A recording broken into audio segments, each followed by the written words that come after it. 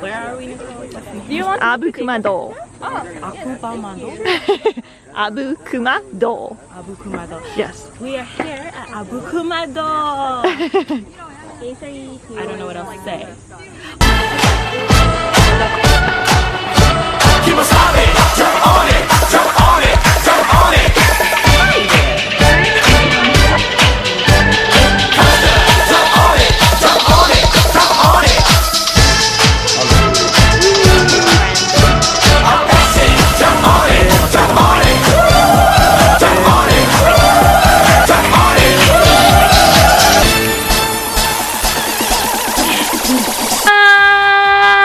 What is up, good people? It's your girl India and you're watching Speaking Indian. So today for you I have a short little video about a trip that I took about 2 weeks ago to Abukumado.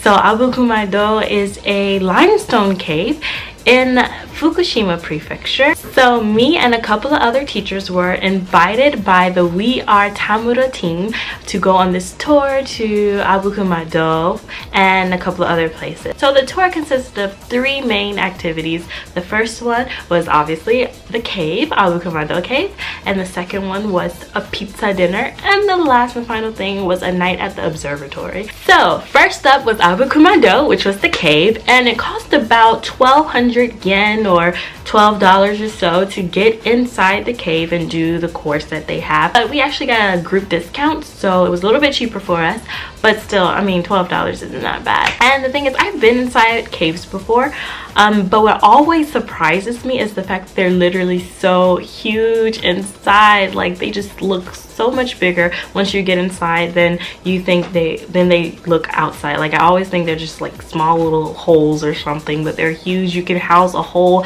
town inside of these caves. And so because this cave is so big, they had 2 path options. So you can either do the first course, which is the basic course, and you just go on a straight path. There's probably some steps or something. And then the second course, there's going to be crawling. You're going to be on your hands. You're going to be going through little crevices and stuff. And it's a little bit more, so there's a little bit more action to it, but I mean, it's anything. It's really easy. We had our tour guide, the woman who was our tour guide, she is so much older than all of us were, and she was just zooming through that thing, and I'm like, hold on, let me catch my breath. It's totally doable, and it was so much fun. I highly recommend the exploration course, and it was probably about a 40-minute to 1 hour walk through the cave. Like, every time I thought that we were at the end, it was another part and another part and another part. So I mean, I love caves because, again, like I said, they just always surprise me by exactly how large they are inside. So yeah, the first part of the tour was absolutely 10 stars. Part 2. Yeah, after the limestone cave tour, we were driven to this farmhouse, and I don't know the exact name of it, but I have a little video of it, so tell me what it is if you understand kanji. But yeah, we went inside for our pizza dinner, and okay, honestly, I am not a fan of Japanese pizza because I feel like there is no flavor. I don't like how thin the crust is. It's just not my cup of tea, okay? But I was very interested in this restaurant because they did have various unique toppings that I have never seen before. It was totally like Japanese style pizza because they had toppings such as red bean paste or anko, and then like sweet potato, and then kimchi and natto. There was honey pizza. I think there was like even a seaweed pizza as well. So they were just all over the board. And then you also had your standard basic like margarita pizza or whatever with just tomatoes and stuff. So even though the toppings were weird and unique, I actually enjoyed the ones that I did try, such as the sweet potato and anko one. Like, that was probably my favorite one. I thought it was better than the basic like tomato and cheese pizza. And I'm not actually a big fan of anko, so A+ for that. But then there was a not so tasty little dish that they gave us. It was basically like dashi, I hope I'm saying that right, but it's basically soup stock, and I thought it was like jello because that was the consistency of it, and I thought the little thing inside of it was like a melon, but then they were like, no, that's a tomato. I was like, huh? Why do you have tomatoes? But I was like, okay, no, tomato is still like a fruit, so maybe it'll still be tasty. And I went in, took a little bite. Nah, bruh, that was not the business. But after our pizza dinner, and after having all the carbs that we needed for the next week, we took a little walk to, you know, digest some food, and then we went to part 3, the observatory. I don't think I've ever been to an observatory before. I was expecting it to be like a super complex, like layered building, like a museum kind of, and it was basically just a big roof.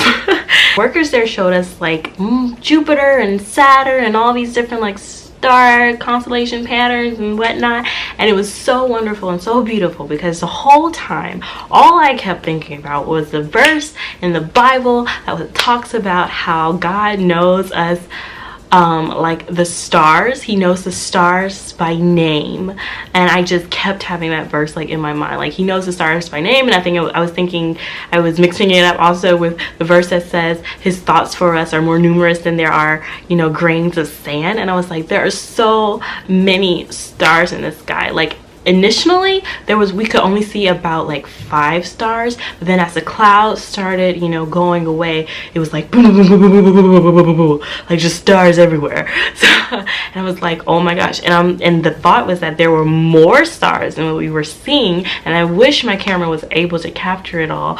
But there are literally more stars than what we're seeing. Then there's this whole like other like layer of the universe and galaxy, and there's just more. And the Bible says God knows every single star by name, and on top of that it says that he will never ever forget one.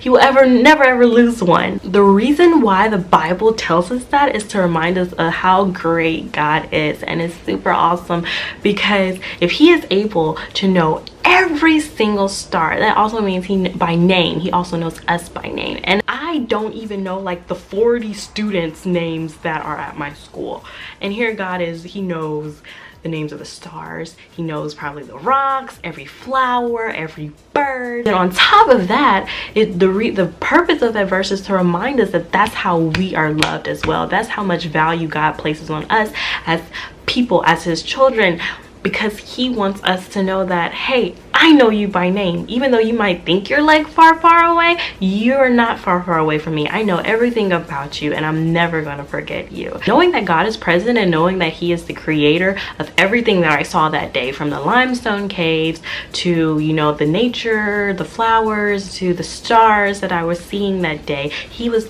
the creator of all of those things.